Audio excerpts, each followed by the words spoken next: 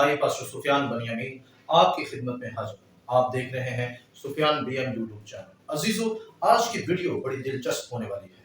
آپ سے گزارش ہے کہ ویڈیو کو مکمل دیکھیے گا، کیونکہ آج میں آپ لوگوں کو بتانے والا ہوں یہوشوا ہمشیاہ کے بارے میں 10 اہم حقائق جو کہ کلیسیا سے اکثر پوشیدہ ہیں اور کلیسیا اس سے ناواقف ہے، اور ان کو بالکل بھی کلیسیا کے اندر چھیڑا نہیں جاتا، اور ان کے بارے میں بڑی غلط فہمیاں کلیسیا کے اندر پائی جاتی ہیں۔ سو لہٰذا آئیں آج ہم ان 10 حقائق کو آپ کے سامنے رکھیں گے۔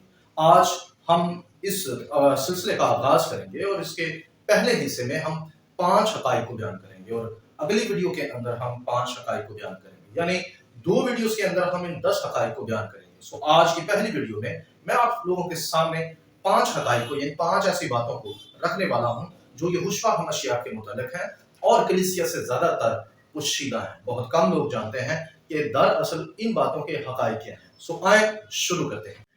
نمبر 1، یہوشوا ہمشیاہ صرف یہودا کے قبیلے سے نہیں تھے، یا ان کا شجرہ نسب صرف اور صرف یہودا کے قبیلے سے نہیں تھا، بلکہ یہوشوا ہمشیاہ نسلی اعتبار سے، جسم کی پیدائش کے اعتبار سے، یا پشت کے اعتبار سے لاوی کاہن تھے۔ وہ صدوق گھرانے سے تھے۔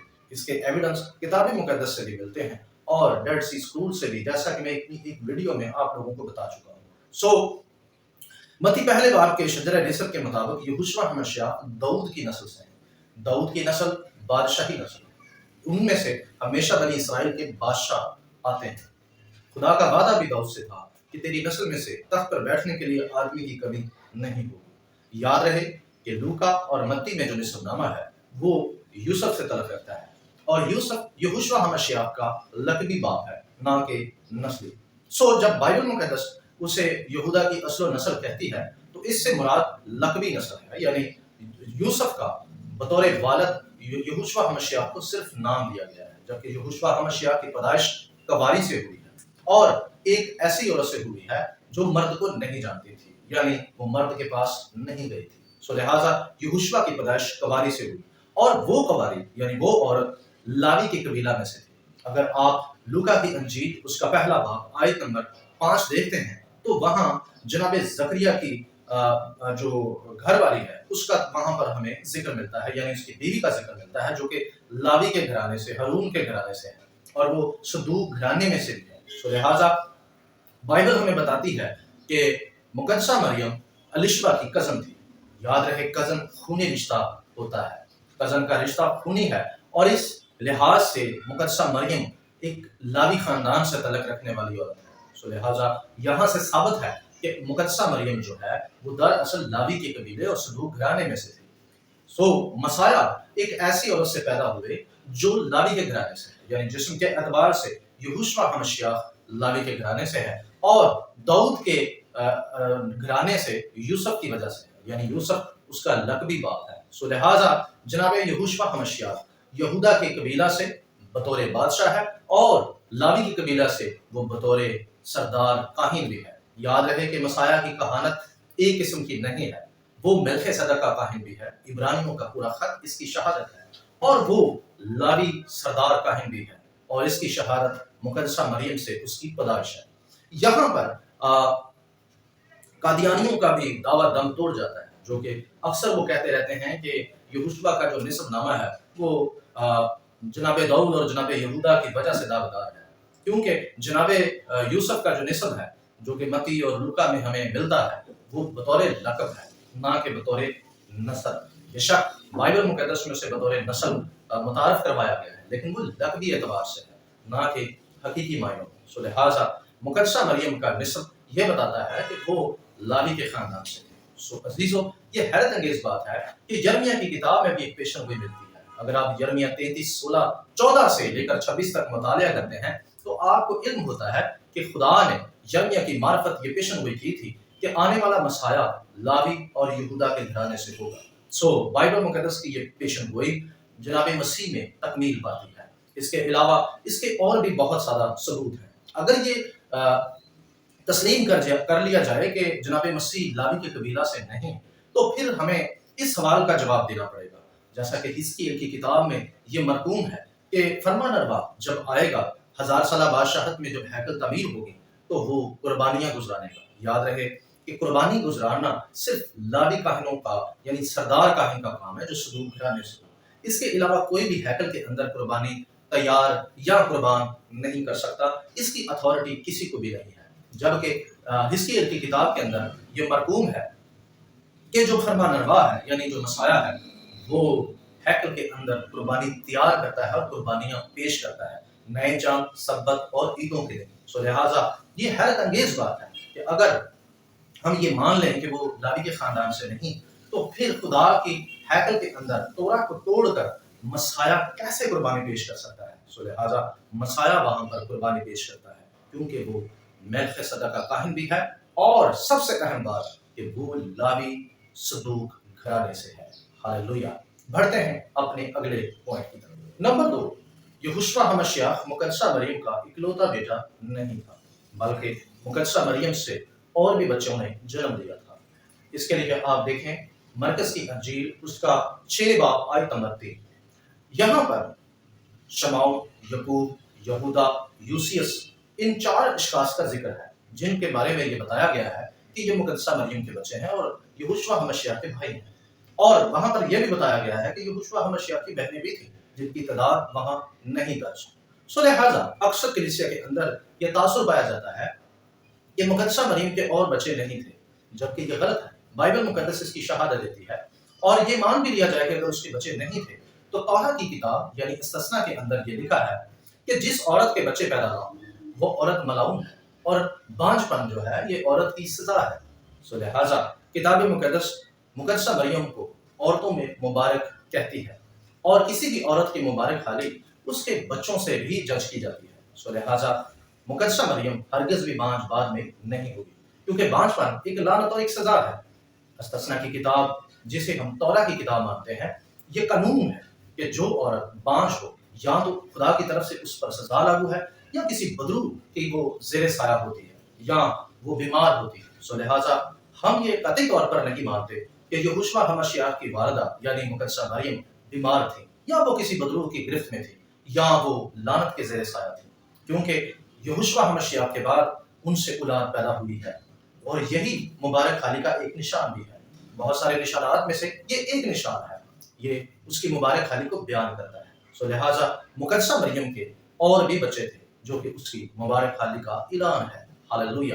بڑھتے ہیں اپنے تیسرے پوائنٹ کی طرف۔ نمبر 3، یہوشوا ہمشیاہ عبرانی بولتے تھے نہ کہ یونانی، ان کی مادری زبان عبرانی تھی۔ اکثر لوگ یہ دعویٰ کرتے ہیں کہ مسیح کی زبان یونانی تھی، کچھ لوگ کہتے ہیں یونانی نہیں تھی، ارامی تھی، جبکہ یہ دونوں نظریات غلط ہیں۔ مسیح کی مادری زبان عبرانی تھی۔ یاد رہے کہ کسی بھی زبان کا بولنا اس سے مراد وہ اس کی مادری زبان نہیں ہے۔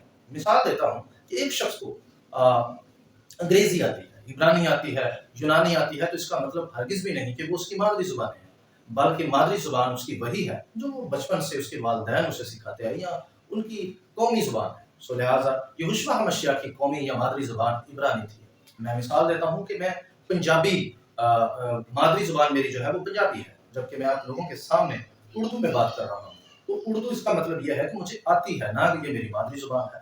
اسی طرح کسی زبان کا بولنا یا اس کا آنا، اس کی شہادت یہ نہیں کہ وہ اس کی مادری زبان ہے۔ لہٰذا اسی طرح مسیح ارامی بھی بولتے تھے، یونانی بھی بولتے تھے، لیکن وہ ان کی مادری زبان ہرگز نہیں تھی۔ سو لہٰذا پہلی صدی کے جناب یہوشوا کے دور کے ایک مورخ یوسفیس نامی ایک شخص تھے جو کہ تاریخ دان ہے، جن کی کتب کو بطور سنت یوز کیا جاتا ہے یا استعمال کیا جاتا ہے، یا یہ کتابیں آپ لوگ ضرور پڑھ لیں، ان کے اندر درج ہے بہت ساری شہادتیں ہیں، تو ان میں سے ایک کوٹ کر رہا ہوں۔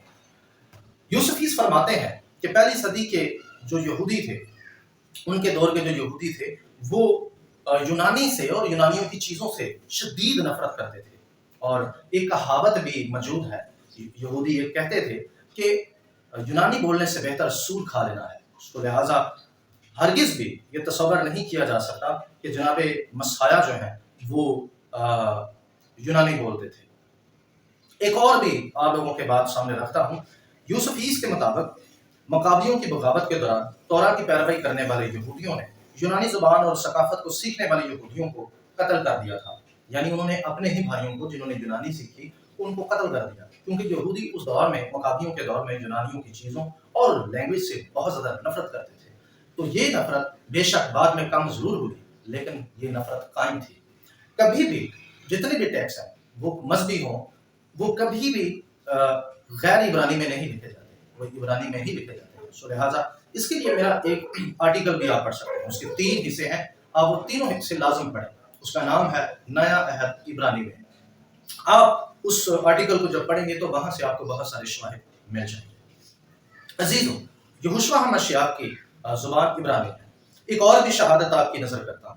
حالیہ دور میں آثار قدیمہ کی شواہد سے پتہ چلا ہے کہ دوسری صدی عیسوی تک اسرائیل میں یہودی بھی عبرانی بولتے تھے، یعنی وہ یونانی نہیں بولتے تھے۔ یہ جدید دریافت ہے، آثار قدیمہ سے یہ لیٹسٹ انفارمیشن جو ہے وہ دریافت ہو گیا ہے، اور یہ پتہ چلا ہے کہ دوسری صدی تک یہودی جو تھے وہ عبرانی بولتے تھے، نہ کہ یونانی۔ سو ہم اپنے چوتھے پوائنٹ کی طرف بڑھتے ہیں۔ نمبر 4، اصطلاح ابن آدم یہوشوا کے مسیح ہونے کو بیان کرتی ہے، نہ کہ اس کی انسانیت کو۔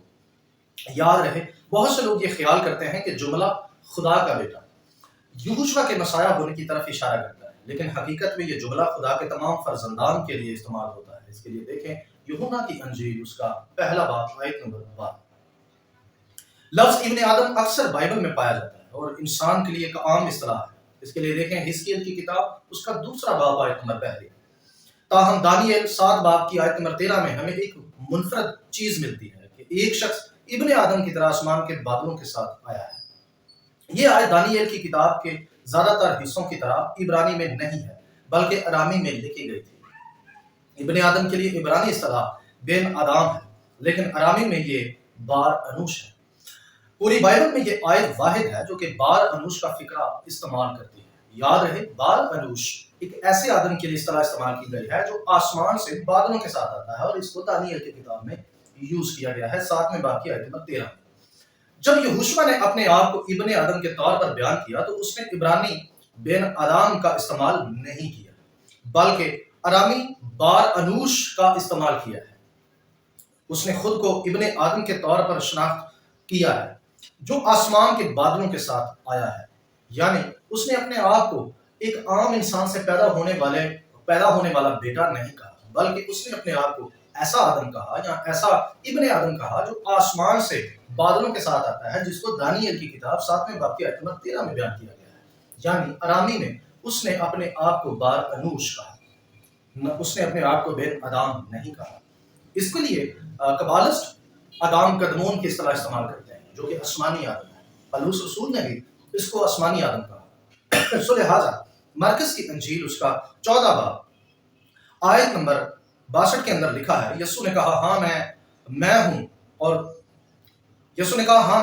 اور تم ابن آدم کو قادر مطلق کی دانی طرف بیٹھے اور آسمان کے بادلوں کے ساتھ آتے دیکھو گے۔ سو لہٰذا یہاں بھی یہوشوا ہمشیاہ نے اپنے آپ کو وہی آدم پیش کیا جو دانیل کی کتاب میں ہمیں نظر آتا ہے۔ سو لہٰذا یہوشوا ہمشیاہ نے اپنے آپ کو بین آدم نہیں کہا بلکہ بار انوش کہا۔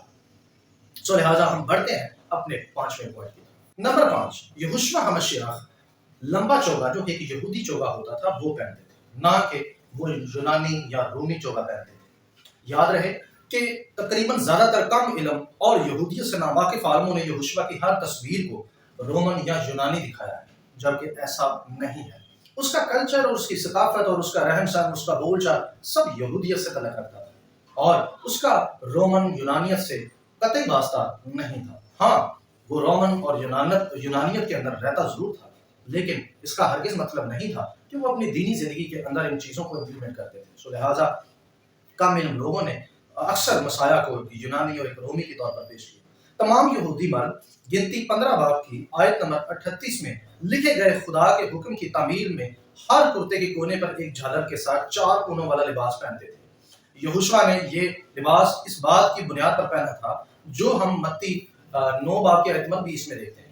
وہاں لکھا ہے متی 9 باب کی آیت نمبر 20 میں، اور دیکھو ایک عورت نے جس کے 12 برس سے خون جاری تھا اس کے پیچھے آ کر اس کی پوشاک کا کنارہ چھوا، کیونکہ وہ اپنے جی میں کہتی تھی کہ اگر اس کی پوشاک ہی چھو لوں گی تو اچھی ہو جاؤں گی۔ یاد رہے کہ یہ جو پوشاک تھی، اس کا جو کنارہ تھا، اس کو اکثر تورات کے 613 حکموں سے جو ہے وہ تشبیہ دے کر چھوا جاتا تھا یا اسے تورات ہی سمجھا جاتا تھا۔ سو لہٰذا جب اس عورت نے مسیح کی پوشاک کا کنارہ چھوا تو اس نے بطور خدا کے حکم سمجھتے ہوئے چھوا، اور ہر یہودی کا لباس ایسا ہی تھا، کیونکہ گنتی کی کتاب 15ویں باب کے اندر اس بات کا حکم جاری کیا گیا تھا، اور مسیح اسی حکم کی تعمیل کرتے ہوئے دراصل ایسا ہی لباس پہنتے تھے۔